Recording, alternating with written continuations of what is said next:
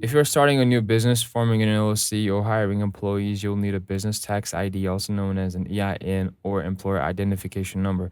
In this video, I'll walk you through exactly how to get your EIN using LegalZoom and then what it might be the easiest option if you want to skip the confusing IRS forms.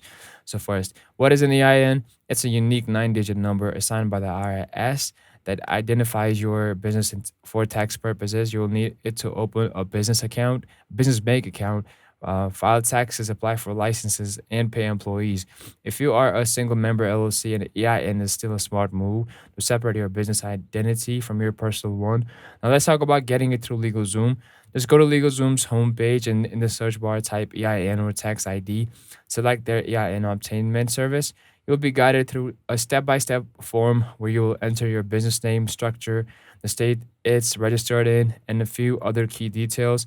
Once you submit your info, LegalZoom files directly with the IRS for you.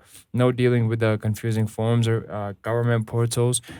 In just a few business days, you'll receive your EIN confirmation via email or mail ready to use.